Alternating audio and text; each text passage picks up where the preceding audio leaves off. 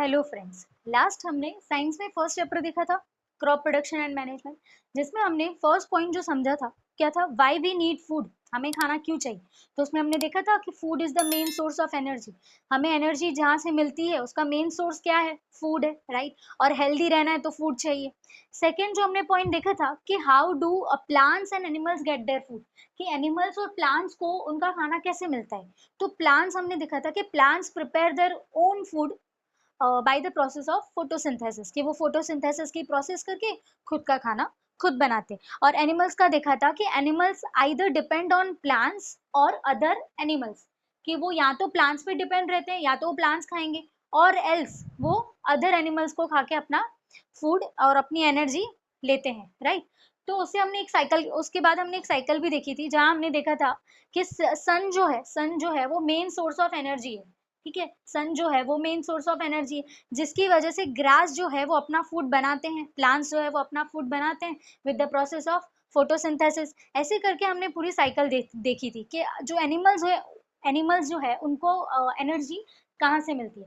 उसके बाद हमने पॉइंट कवर किया था कि क्रॉप का मतलब क्या होता है। ये क्रॉप है, क्रॉप प्रोडक्शन, कि क्रॉप का मतलब क्या होता है। तो क्रॉप का मतलब when a same kind of plant when a same kind of plant is cultivated on a large scale is known as crop, कि एक ही टाइप का प्लांट एक बड़ी सी एरिया में कल्टीवेट हो रहा हो, बड़ी सी एरिया में कल्टीवेट हो रहा हो एक ही टाइप का प्लांट, तो उसे हम क्या बोलेंगे, क्रॉप बोलेंगे। कोई भी एग्जांपल है जैसे व्हीट है, पैडी है, मेज है, ठीक है, तो ये सब क्या होंगे, क्रॉप होंगे।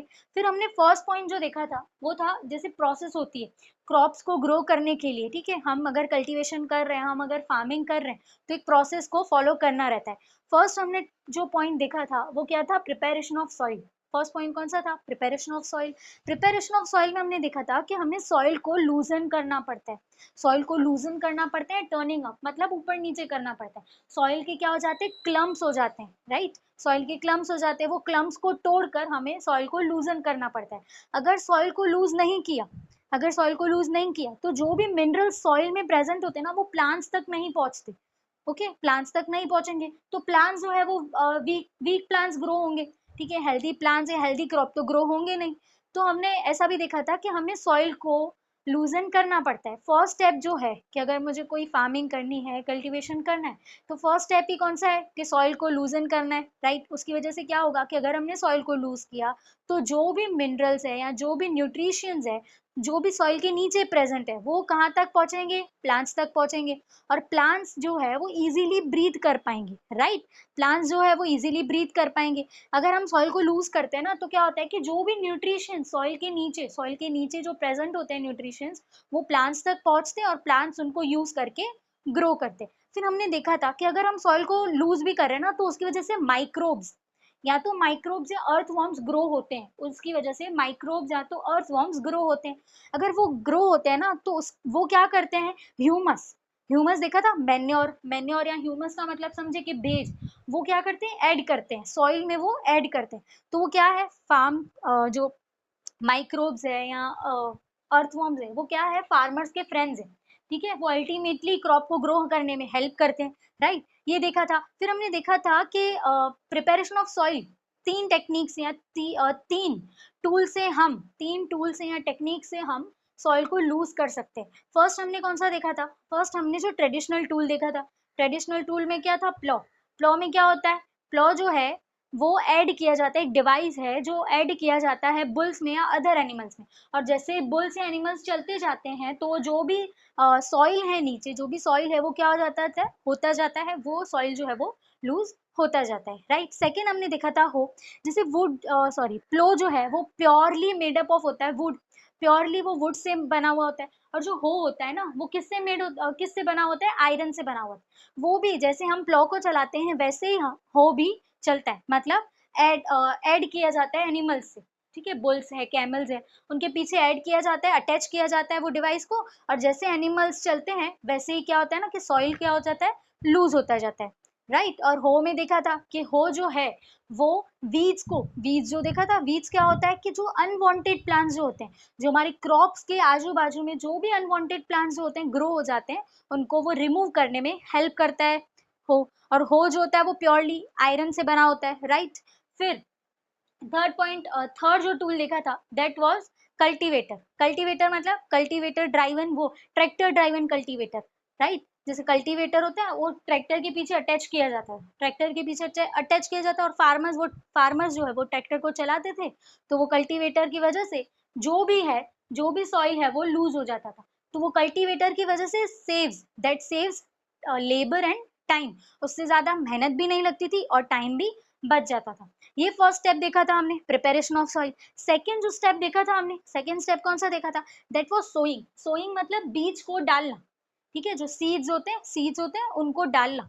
अब इतना आसान तो है नहीं, हमने देखा था कि बस जो भी बाहर पैकेट हमें सीड्स का मिला वो हमने लिया और डाल दिया, इतना तो इजी है नहीं। चेक करना पड़ता है कि जो भी सीड्स हम डाल रहे हैं, राइट, हम क्रॉप में जो भी सीड्स यूज कर रहे हैं, सॉइल में यूज कर रहे हैं, क्या वो गुड क्वालिटी के हैं, राइट, क्या वो क्लीन है।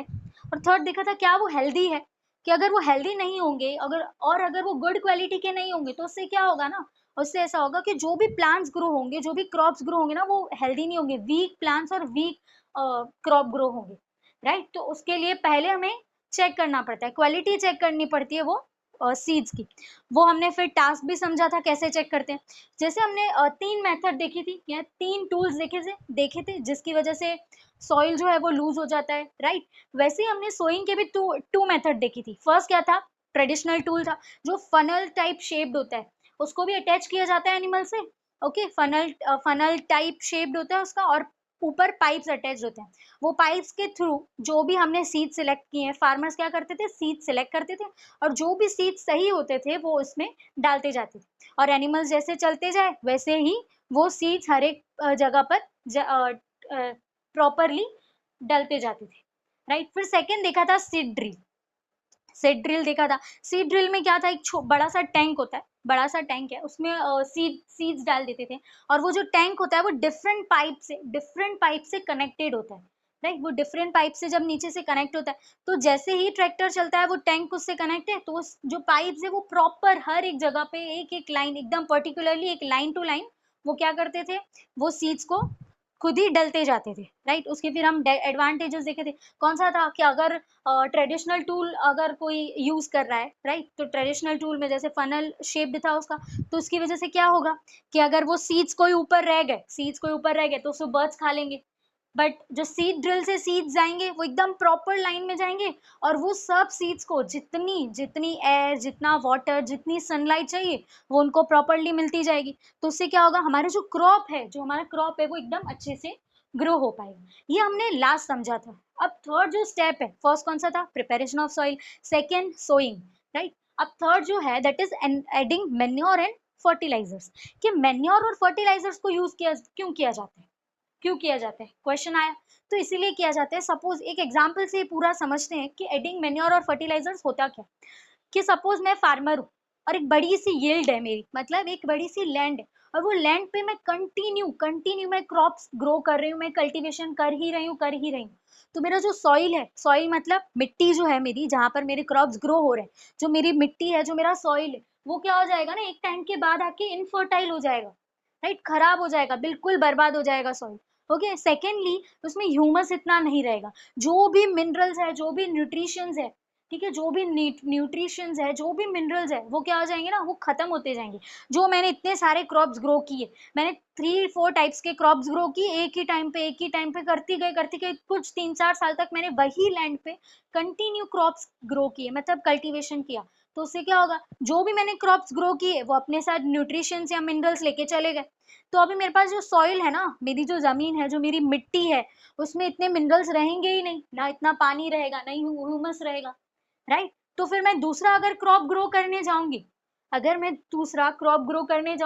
तो क्या मेरा वो क्रॉप सही बनेगा, ऑब्वियसली नहीं बनेगा, राइट। जो भी मिनरल्स मुझे चाहिए वो मेरे सारे मिनरल्स चले गए, जो ह्यूमस मुझे चाहिए, जो सॉइल फर्टाइल था पहले अभी वो इनफर्टाइल हो गया, जो भी न्यूट्रिशंस जो सॉइल के नीचे प्रेजेंट होते हैं, राइट, वो सब चले गए, जो मैंने क्रॉप्स ग्रो किए थे उनके साथ साथ चले गए, ठीक है, वो ग्रोथ करने में हेल्प करते हैं, राइट। तो उसकी वजह से ना सॉइल जो है वो इनफर्टाइल हो जाता है, बहुत ज्यादा खराब हो जाता है, सॉइल बहुत डैमेज हो जाता है।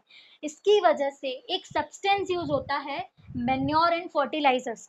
The both are substances. ये क्या है, सब्सटेंस है। अगर यहाँ देखिए, the substances which are added to the soil, कि मैन्योर और फर्टिलाइजर्स क्या है, सब्सटेंसेस है, ऐसे सब्सटेंसेस है जो ऐड होते हैं, which are added to the soil in the form of nutritions, कि वो न्यूट्रिशंस के फॉर्म में ऐड किया जाता है सॉइल में, ठीक है। मैन्योर और फर्टिलाइजर जो होते हैं, मैन्योर और फर्टिलाइजर जो होते हैं उनको ऐड किया जाता है, उनको क्या किया जाता है, ऐड किया जाता है इन द फॉर्म ऑफ न्यूट्रिशंस। ये न्यूट्रिशंस है, इनके फॉर्म में उनको ऐड किया जाता है सॉइल में, सॉइल में ऐड किया जाता है for the healthy growth of plants, कि प्लांट्स जो है या क्रॉप जो है उनकी ग्रोथ हेल्दी हो, ठीक है, वो खराब ना हो जाए या वीक ना हो जाए, इसकी वजह से ये दो सब्सटेंसेस है मैन्योर एंड फर्टिलाइजर्स वो यूज होते हैं, तो उसे हम क्या बोलेंगे, called manure and fertilisers. Clear हुआ कि हम क्यों यूज करते हैं मैन्योर और फर्टिलाइजर्स, इसलिए करते हैं कि लाइन टू लाइन मैंने कंटिन्यू क्रॉप्स कल्टीवेट किए, एक ही जगह पे बड़ी है, भले मान लो ना बहुत बड़ी फील्ड है, लेकिन फिर भी अगर एक ही टाइम पे बार बार जैसे एक क्रॉप ग्रो हो गया, जैसे सपोज मान लेते हैं वीट, राइट, वीट जो क्रॉप है मेरा ग्रो हो गया, मैंने क्या किया कि मैंने कंटिन्यू 6-7 महीने वीट ही ग्रो किया, फिर दूसरे साल मैंने क्या किया, मैंने पैडी ग्रो किया, तो उसकी वजह से क्या होगा ना कि जो भी क्रॉप्स चले गए ना वो अपने साथ मिनरल्स, न्यूट्रिशंस वो सब लेके चले गए, तो हमारा जो मेरा सॉइल है, तो हमारा जो सॉइल होगा या मेरा जो सॉइल होगा ना वो खराब हो जाएगा, वो बिल्कुल डैमेज हो जाएगा, बिल्कुल लेस फर्टाइल हो जाएगा। तो अब मैं दूसरा अगर क्रॉप ग्रो करने जाऊंगी तो क्या वो मेरा क्रॉप सही से ग्रो होगा, नहीं होगा, तो वो क्रॉप सही से ग्रो हो तो उसकी वजह से क्या ऐड किया जाता है, मैन्योर और फर्टिलाइजर्स, ये दो चीजें सॉइल में ऐड की जाती है, right, in the form of nutritions, right. तो क्या होगा ना, मैंने जैसे बताया कि continuous cultivation of crops makes the soil poor in nutritions, therefore farmers add manure, कि अगर कंटिन्यू मैंने कल्टीवेट किया तो उसकी वजह से जो न्यूट्रिशंस है वो सॉइल में बचेंगे ही नहीं, अगर सॉइल में न्यूट्रिशंस ही नहीं होंगे, मिनरल्स ही नहीं होंगे, तो अगर मैं दूसरा क्रॉप ग्रो करने जाऊंगी भी तो क्या अब मेरा वो क्रॉप सही से ग्रो होगा, क्वेश्चन मार्क, नहीं होगा सही से ग्रो, राइट। अब मेन्योर क्या होता है, मैंने यहाँ बताया कि मेन्योर और फर्टिलाइजर्स ऐड होते हैं, लेकिन मेन्योर क्या होता है, तो manure is an organic substance, manure क्या है, एक ऑर्गेनिक सब्सटेंस है, ऑर्गेनिक सब्सटेंस मतलब जिसमें कोई भी केमिकल यूज ना किया हो, ऑर्गेनिक सब्सटेंस मतलब जिसमें कोई भी केमिकल यूज नहीं करते हो, उसे क्या बोलेंगे, organic substance. So manure is an organic substance obtained from the decomposition of plants and animals.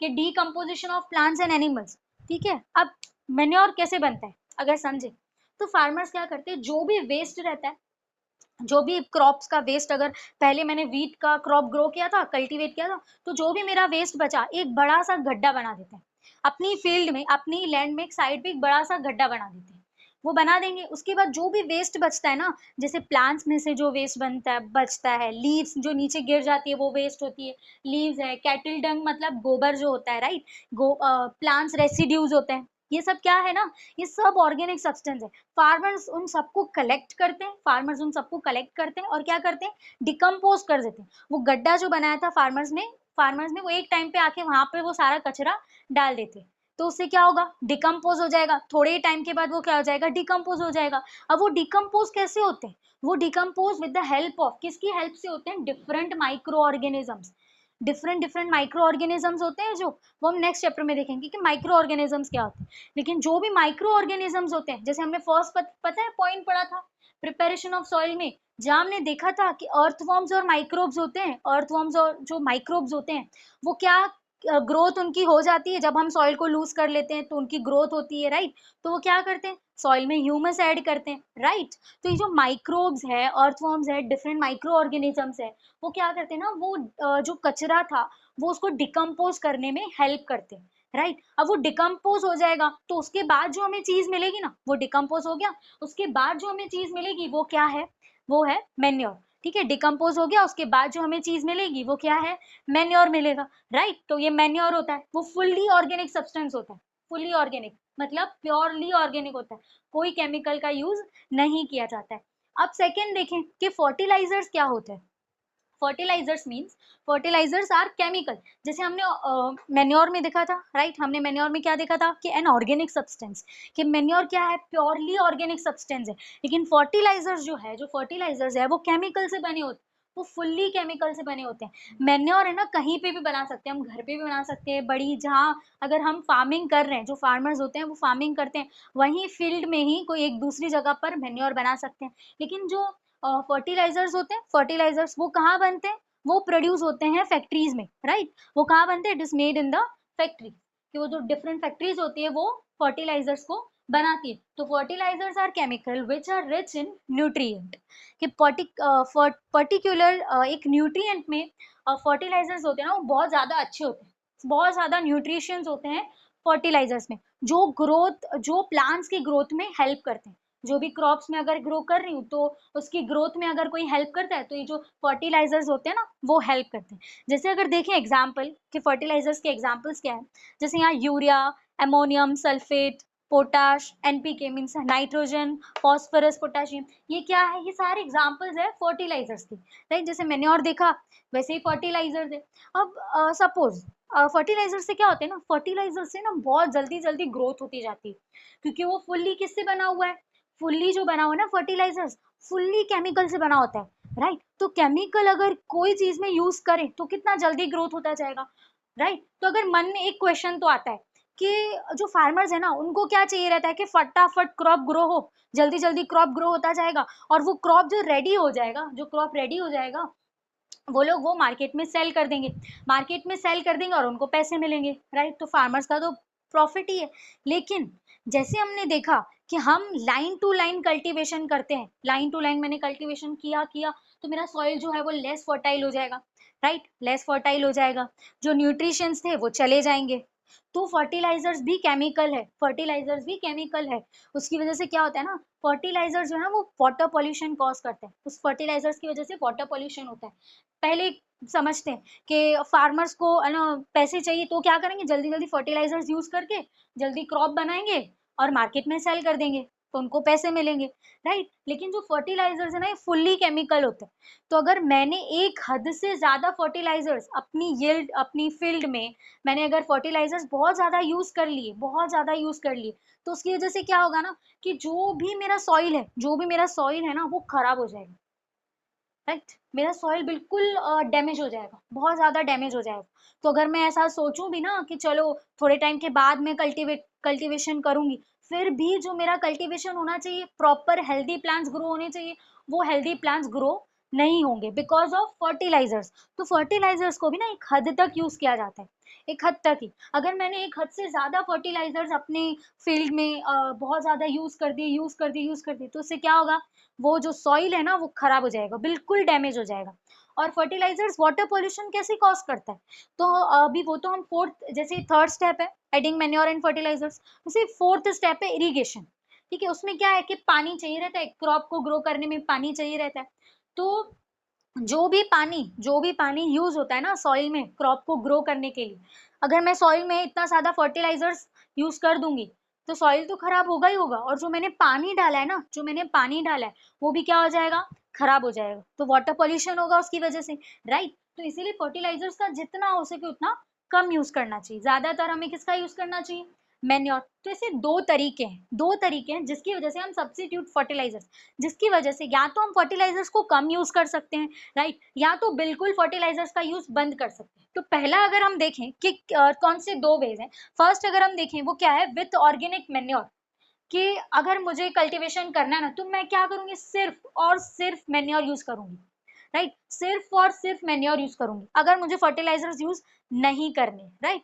और सेकेंड क्या है, leave the field uncultivated between the two crops, right. क्या होगा अनकल्टिवेटेड, मतलब मैं जहाँ जो फील्ड पे या जो मैं लैंड पे क्रॉप्स ग्रो कर रही हूँ ना उसको मैं दो क्रॉप्स ग्रो करके, जैसे मैंने एक बार व्हीट ग्रो किया देन पैडी, तो मैं क्या करूंगी, दो क्रॉप्स ग्रो हो गए, फिर थोड़े टाइम तक जैसे 6 मंथ्स है, 5 मंथ्स है या 1 ईयर है, थोड़े टाइम तक मैं वो फील्ड को अनकल्टिवेट रहने दूंगी। अनकल्टिवेट रहने देना मतलब क्या होता है कि वहां पर अब मैं दूसरी बार कोई क्रॉप ग्रो नहीं करूंगी, थोड़े टाइम तक वहां फील्ड पे मैं कोई क्रॉप ग्रो नहीं करूंगी, राइट।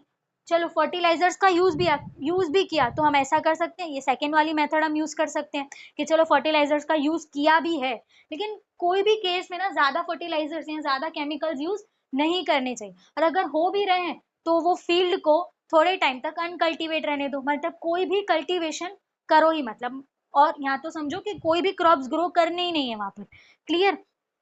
अब क्या होगा कि एक अनदर मेथड आती है, एक दूसरी मेथड आती है, हम उसे बोलते हैं क्रॉप रोटेशन।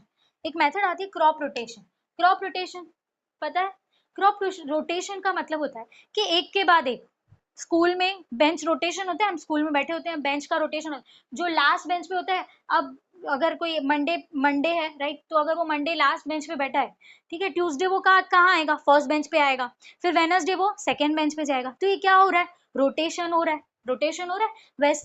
वैसे ही क्रॉप रोटेशन होता है। क्रॉप रोटेशन मतलब क्या होता है, जैसे हमने बेंच का रोटेशन किया, बेंच का रोटेशन किया, लास्ट बेंच पे बैठे थे मंडे को, जब ट्यूसडे आएंगे सुबह फर्स्ट बेंच पे बैठेंगे, फिर वेडनेसडे हम सेकेंड बेंच पे, थर्सडे हम थर्ड बेंच पे, तो क्या होगा, वो रोटेशन होता है हमारा, ठीक है, हमारी प्लेस चेंज होती है। तो वैसे ही क्रॉप का भी रोटेशन होता है, मतलब एक बार मैंने क्या किया, एक बड़ी सी फील्ड है मेरी, ठीक है, बड़ी सी फील्ड है, मैं फार्मर हूँ, मैंने क्या किया, मैंने एक बार व्हीट ग्रो किया, फिर मैंने पैडी ग्रो किया, मेज ग्रो किया, कोकोनट ग्रो, ऐसे करके मैं क्या करूंगी, ऐसे अलग अलग प्लांट्स ग्रो करूंगी, अलग अलग प्लांट्स का कल्टीवेशन करूंगी, राइट। तो इसकी वजह से क्या होगा ना, क्रॉप रोटेशन होता रहेगा। अगर मुझे फर्टिलाइजर्स का यूज कम करना है तो ये एक बेस्ट मेथड है, अनदर मेथड है क्रॉप रोटेट करते रहो, एक के बाद एक, पहले मैंने व्हीट किया, फिर मैंने पेडी किया, फिर मैंने मेज किया, ऐसे क्या होगा, अलग अलग ग्रो होता रहेगा, राइट। अब ये देखा, अब टेक्स्ट बुक में एक डिफरेंस बिटवीन दिया हुआ है, फर्टिलाइजर्स और मेन्योर में क्या फर्क है, difference between manure and fertilisers, ये टेक्स्ट बुक में पॉइंट दिया हुआ है। तो अगर फर्स्ट पॉइंट देखें फर्टिलाइजर्स का, देखें तो फर्स्ट पॉइंट दिया हुआ है कि fertiliser is a man made inorganic salt. Fertilisers क्या है, मैन मेड इनऑर्गेनिक सॉल्ट। जैसे यहाँ पर हमने मेन्योर का देखा था कि मेन्योर क्या है, manure is an organic substance, organic हमने समझा था, ऑर्गेनिक मतलब जो केमिकल फ्री होते हैं, जहाँ जिसमें कोई केमिकल्स यूज नहीं होते। लेकिन यहाँ क्या लिखा है कि fertiliser is a man made inorganic salt. अब यहाँ सॉल्ट का मतलब नमक नहीं, हम सॉल्ट का मतलब केमिकल ले लेते हैं, राइट। तो फर्टिलाइजर जो है वो मैन मेड है, फैक्ट्रीज में मैन बनाते हैं, राइट, एंड इनऑर्गेनिक सॉल्ट है, इनऑर्गेनिक मतलब केमिकल से बना हुआ, राइट, इनऑर्गेनिक सॉल्ट बना हुआ है, तो वो फर्टिलाइजर्स। अब सेकेंड जो है मेन्योर के बारे में दिया हुआ है, manure is a natural substance obtained by the decomposition of cattle Dang and plant residues, के मेन्योर जो है वो नेचुरली बना हुआ है, नेचुरल सब्सटेंस है, कि हम जब जब अगर हम डिकम्पोज कर रहे हैं किसका, ह्यूमंस का, and cattle Dang, plant residues, जो प्लांट के जो रेसिड्यूज कुछ कचरा बच जाता है, कैटल डंग जो है मतलब गोबर जो है, इन सबको जब हम डिकम्पोज कर देंगे, या तो पता है वेजिटेबल्स में से जो छिलके निकलते हैं, राइट, वो भी क्या है, वो भी मेन्योर की तरह काम करते हैं। तो फार्मर्स क्या करेंगे, वो गड्ढा बना देंगे, और वो गड्ढे में वो सारी चीजें डालते जाएंगे, एक टाइम तक डालते जाएंगे, वो क्या होता जाएगा, डिकम्पोज हो जाएगा with the help of micro organisms. वो डिकम्पोज कौन करता है, माइक्रो ऑर्गेनिजम्स डिकम्पोज करते हैं, तो वो डिकम्पोज हो जाएगा, तो वो क्या है, मेन्योर है, ठीक है, वो बिल्कुल ऑर्गेनिक सब्सटेंस है जो केमिकल फ्री से बना हुआ है। सेकेंड पॉइंट जो दिया हुआ है, fertiliser is prepared in factories, कि फर्टिलाइजर्स कहाँ बने जाते हैं, बनाए जाते हैं फैक्ट्रीज में बनाए जाते हैं, राइट। और manure can be prepared in the fields, कि मेन्योर कहाँ बनाए जाते हैं, वो फील्ड्स पे भी, या तो चाहे तो हम घर पे भी बना सकते हैं मेन्योर को। फिर थर्ड पॉइंट है, fertilisers do not provide any humus to the soil. Humus मतलब क्या होता है, ह्यूमस मतलब होता है भेज, ठीक है, वाटर प्रपोर्शन जो होता है ना उसे हम बोलते हैं ह्यूमस, भेज। तो जो फर्टिलाइजर्स होते हैं ना वो वाटर प्रपोर्शन, जितना सॉइल को वाटर प्रपोर्शन चाहिए उतना वो सॉइल को प्रोवाइड नहीं कर पाते फर्टिलाइजर्स। बट अगर दूसरी साइड देखें कि manure provides a lot of humus to the soil, कि मेन्योर जो है वो बहुत ज्यादा ह्यूमस प्रोवाइड करता है सॉइल में, राइट। फोर्थ पॉइंट जो दिया हुआ है that is fertilisers are very rich in plant nutritions like nitrogen, phosphorus and potassium, के जो फर्टिलाइजर्स होते हैं, हमने देखा था एग्जांपल के फर्टिलाइजर्स, ये urea, ammonium sulphate, potash, right. तो ये सारी चीजें होती है ना, ये सारी चीजें फर्टिलाइजर्स में होती है, ये सारी चीजें फर्टिलाइजर्स मतलब ये सारे न्यूट्रिशन जो है वो फर्टिलाइजर्स में प्रेजेंट होते हैं। लेकिन manure is relatively less rich in plant nutritions, के प्लांट को जो न्यूट्रिशन चाहिए वो इतना ज्यादा नहीं होता है मेन्योर। फिर भी मेन्योर जो है ना वो बिल्कुल ऑर्गेनिक सब्सटेंस है, तो जितना हो सके हमें किसका यूज करना है, मेन्योर का ही यूज करना है, राइट। अब अगर नेक्स्ट पॉइंट देखें जो टेक्स्ट बुक में दिया हुआ है that is advantages of manure, कि मेन्योर के एडवांटेजेस क्या है। तो पहला ही अगर देखें, इन सबको छोड़ो, पहला ही देखें क्या करेगा, अगर हम मेन्योर का यूज कर रहे हैं, मेन्योर का मैं यूज कर रही हूँ, तो उससे क्या होगा, उससे ऐसा होगा कि सॉइल जो है वो फर्टाइल रहेगा, सॉइल जो है वो फर्टाइल रहेगा। यहाँ बताया हुआ है first, it enhances the water holding capacity of soil, कि वाटर होल्डिंग कैपेसिटी होती है सॉइल की, उसको एनहेंस करता है, मतलब हमेशा बढ़ाता रहता है। फर्टिलाइजर्स है ना वो कम करते रहते हैं। हमने देखा कि वो ह्यूमस प्रोवाइड नहीं करते सॉइल में, मतलब उनका जो वाटर प्रोपोर्शन रहता है फर्टिलाइजर्स में वो कम होता है, राइट। अब सेकेंड जो है that is it makes the soil porous due to which exchanges of gas become easy. Porous मतलब छोटे छोटे होल्स हो जाते हैं सॉइल में, छोटे छोटे क्या हो जाते हैं, होल्स हो जाते हैं। तो अगर हम मेन्योर का यूज करेंगे तो क्या होगा, it makes the soil porous, वो सॉइल को पोरस बनाएगा, जिसकी वजह से जो प्लांट्स जो है वो गैस एक्सचेंज इजीली कर पाएंगे, राइट। ये एडवांटेज हुआ मेन्योर का। थर्ड जो है, थर्ड दिया हुआ है, it increases the number of friendly microbes. ये जो फ्रेंडली माइक्रोब्स है, राइट, फ्रेंडली माइक्रोब्स मतलब ये सारी चीजें, जैसे हमने देखा देखा कि सॉरी, जो मेन्योर जो है, मेन्योर कैसे बनता है, बाय द डिकम्पोजिशन। और वो डिकम्पोजिशन कौन करता है, किसकी वजह से, किसकी हेल्प से होता है, तो डिफरेंट माइक्रो ऑर्गेनिजम्स, माइक्रोब्स, इनकी वजह से होता है मेन्योर का डिकम्पोजिशन, वैसे ही बनता है मेन्योर। तो वो क्या करता है, it increases the number of friendly micro organisms या फ्रेंडली माइक्रोब्स। फोर्थ जो है that is it improves texture of soil. Four जो है वो क्या होगा, सॉइल का टेक्सचर इंप्रूव रहेगा, मतलब जो सॉइल है ना वो नरम रहेगा, वो फिर से क्लम्प्स नहीं आ जाएंगे, फिर से सॉइल हार्ड नहीं हो जाएगा। कब, जब हम मेन्योर यूज करेंगे, राइट। ये एडवांटेजेस टेक्स्ट बुक में दिए हुए थे। जैसे लास्ट हमने देखा था एडिंग मेन्योर और फर्टिलाइजर्स, ठीक है, कि मेन्योर और फर्टिलाइजर्स ऐड करने पड़ते हैं कि क्रॉप जो है वो अच्छे से ग्रो हो पाए।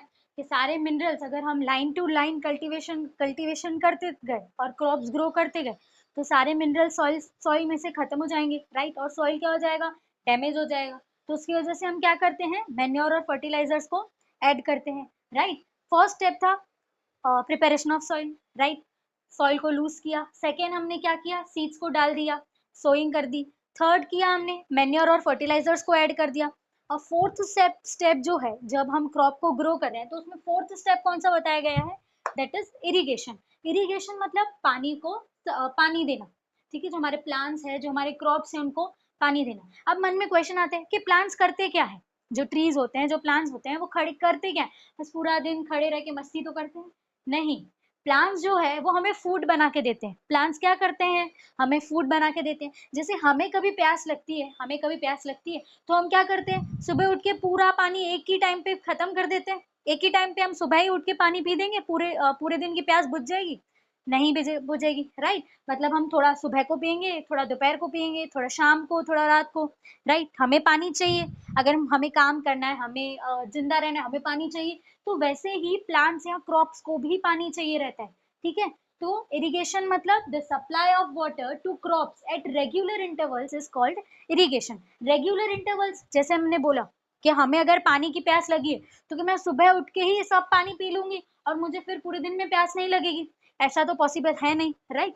तो वैसे ही the supply of water to crops, के क्रॉप्स को सप्लाई ऑफ वाटर, क्रॉप को पानी देना, क्रॉप्स को क्या देना, पानी देना एट रेगुलर इंटरवल्स, क्रॉप्स को पानी देना एट रेगुलर इंटरवल्स, ठीक है, थोड़े थोड़े टाइम पे पानी देते रहना, तो उसे हम क्या बोलेंगे, उसे हम बोलेंगे इज कॉल्ड इरिगेशन। क्लियर हुआ इरिगेशन का मतलब क्या होता है, राइट। तो जैसे हर एक क्रॉप पे डिफरेंट अलग अलग क्वांटिटी में पानी चाहिए रहता है। जैसे राइस का, जैसे पैडी का जो प्लांट है, जो क्रॉप है, उस पर ज्यादा पानी चाहिए रहेगा। कोई दूसरा क्रॉप या प्लांट होगा उस पर कम पानी चाहिए रहेगा। तो ऐसे क्रॉप टू क्रॉप डिपेंड रहता है कि कौन से क्रॉप पे कितना पानी चाहिए रहेगा, राइट। तो अभी पानी मिलता कहाँ है, सोर्सेज ऑफ इरिगेशन, हमें पानी मिलता कहाँ है, कहाँ से पानी मिलता है, हमें पानी मिलता है wells, tubewells, ponds, lakes, rivers, dams, canals, ये इन सारी जगहों से हमें पानी मिलता है। अगर मुझे क्रॉप ग्रो करना है, राइट, मुझे कल्टीवेशन करना है तो मुझे पानी चाहिए रहेगा, पानी चाहिए रहेगा, तो मुझे यहाँ इन सारी चीजों से पानी मिलेगा। लेकिन वहां से हम पानी अपने फील्ड तक, राइट, अपने क्रॉप तक कैसे लाएंगे, तो पहले के टाइम पे ट्रेडिशनल मेथड्स हुआ करती थी, राइट, ट्रेडिशनल मेथड्स, मोट, फर्स्ट जो है मोट, सेकंड चेन पंप, थर्ड डेकली, फोर्थ राहत, ये डिफरेंट टाइप्स ऑफ मेथड यहाँ टेक्स्ट बुक में एक्सप्लेन किए। जब फर्स्ट बताया ना, ये मोट में क्या होता है ना, वेल, कुएं में से पानी निकालते थे फार्मर्स और अपने क्रॉप्स में बकेट में से पानी डालते रहते थे। लेकिन इससे क्या होता था, इससे एनर्जी बहुत चाहिए रहती थी, राइट, और पानी भी ज्यादा वेस्ट होगा। जितना जिस क्रॉप को पानी नहीं चाहिए फिर भी अगर उससे ज्यादा मिल गया तो क्रॉप वेस्ट हो जाएगा, पानी भी वेस्ट होगा। सेकेंड जो है दैट इज चेन पंप। मतलब चेन से पाइप को कनेक्ट किया जाता था। चेन से एक व्हीलिंग है, जैसे टेक्स्ट बुक में ड्राइंग एक फिगर बताया हुआ है जहाँ व्हील को कनेक्ट किया जाता है पाइप से। ठीक है, एक पाइप है, एक चेन है, उससे कनेक्ट किया जाता है और एक जगह से पानी भरता जाता है, दूसरी जगह पर वो तुम्हारे फील्ड मतलब जो फार्मर्स हैं उनके फील्ड में पहुंचता जाता है। ये सारी ट्रेडिशनल मेथड है। जैसे हमने चेन पंप देखा, वैसे ही थर्ड है डेकली। डेकली में क्या होता है, सीसो देखा है कभी? सीसो, हम गार्डन में जाते हैं, सीसो देखा है। ठीक है, क्या होता है कि जिस साइड वजन ज्यादा होगा उस साइड सीसो नीचे हो जाएगा। तो वैसे ही क्या होगा कि थर्ड जो है डेकली, जो टेक्स्ट बुक में दिया हुआ है, क्या करते थे फार्मर्स, एक साइड पे एक बड़ा सा लकड़ी लेकर जहाँ एक एक एक एंड पे बकेट अटैच कर देते थे और दूसरे एंड पे नीचे पत्थर रख देते। तो उससे क्या होता था, जब पानी बकेट नीचे जाता था पानी के लिए, तो जब बकेट ऊपर आ जाए, पानी भर जाता था, बकेट ऊपर आ जाए तो वो नीचे जो रॉक है या पत्थर है उससे टच हो जाता, तो वो बकेट में से पानी निकाल देते थे और जितना क्रॉप्स को चाहिए उतना क्रॉप्स को दे देते थे पानी। अब इसमें भी ऐसा ही होगा। ठीक है, जैसे फर्स्ट में हमने देखा कि मोट में क्या होगा, ज्यादा पानी वेस्ट हो जाएगा, वैसे ही डेकली में भी ज्यादा पानी वेस्ट हो जाए।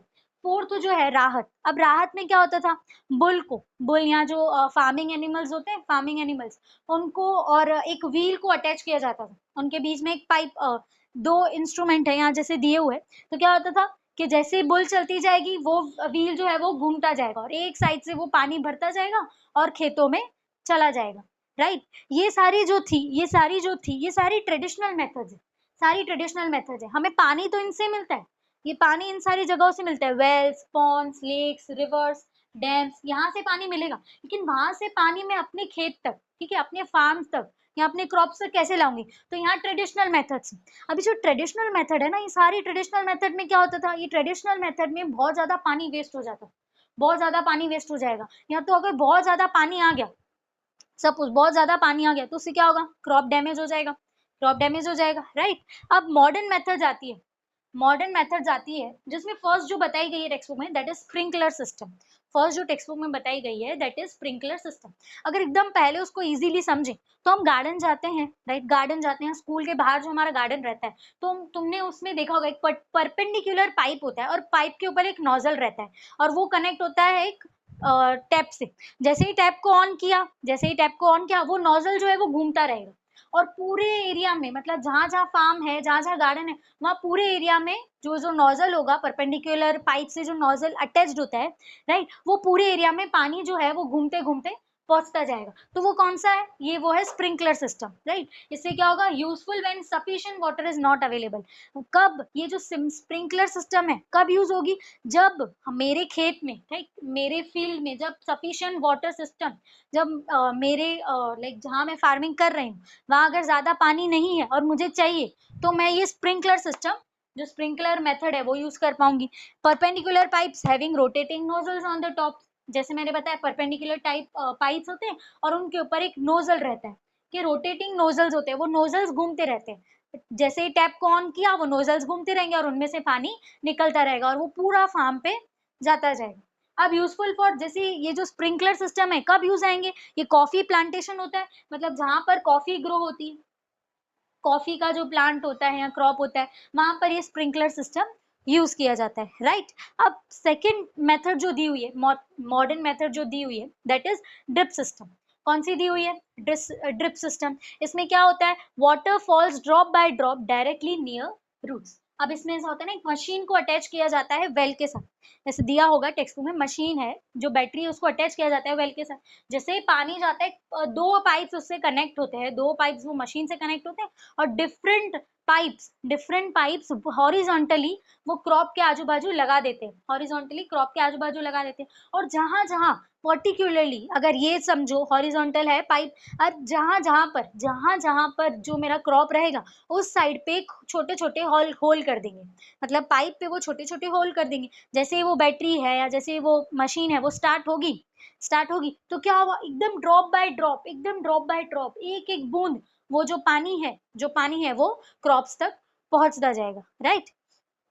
Best technique for watering fruit plants garden, ये बेस्ट टेक्निक। अब हमने देखा स्प्रिंकलर सिस्टम, हमने फर्स्ट कौन सा देखा था, स्प्रिंकलर सिस्टम। इसमें क्या होता था ना कि नोजल्स जो है वो घूमती जाएगी। सपोज सपोज मान लिया चलो नोजल्स घूम रही है, लेकिन क्या नोजल्स हर एक जगह पर इक्वली जाएगी? हर एक जगह पर इक्वली जाएगी? नहीं, कहीं ज्यादा पानी भी चला जाएगा, कहीं थोड़ा कम भी जाएगा, या हो सकता है कहीं थोड़ा जाएगा भी नहीं। तो उससे क्या होगा, पानी का वेस्टेज भी होगा, और हो सकता है कोई कोई प्लांट हमारा अच्छे से ग्रो ना हो पाएगा। लेकिन ड्रिप सिस्टम जो है, जो हमारा सेकंड मेथड है, उसमें क्या होगा, एक ड्रॉप से ड्रॉप, एक एक बूंद जो है वो क्रॉप तक पहुंचती है। तो उससे क्या होगा, वो क्रॉप जो है ना वो हेल्दी ग्रो होगा, हेल्दी ग्रो होगा। अब water is not wasted at all, यहाँ पर वाटर वेस्ट नहीं होता है। ये जो हमारी मॉडर्न टेक्निक्स थी, ये मॉडर्न टेक्निक्स स्प्रिंकलर मेथड और ड्रिप सिस्टम, इसमें ना हमारा वाटर वेस्ट नहीं होता है, ठीक है। हम वाटर को इकोनॉमिकली, जितना हमें पानी चाहिए उतना हम यूज कर सकते हैं। अब देखिए कि water helps crops from hot currents, के पानी क्यों चाहिए, ठीक है, इरिगेशन पानी देना ही क्यों है, पानी देना ही क्यों है? तो क्या होगा, जब गरम गरम हवाएं लगती है, ठीक है, गरम हवाएं लगती है, तो ये वाटर ही जो है, वाटर ही है जो हेल्प करता है प्लांट्स को ग्रो ग्रो करने में, ठीक है। वाटर जो है वो क्या करता है प्लांट्स को ग्रो करने में। तो आज हमने क्या देखा, आज हमने दो स्टेप देखे। फर्स्ट कौन सा था, adding manure and fertilisers. Second कौन सा था, दैट इज इरिगेशन। अब आगे के जो पॉइंट्स है टेक्स्ट बुक में जो बताए गए हैं वो हम नेक्स्ट वीडियो में देखेंगे। Thank you.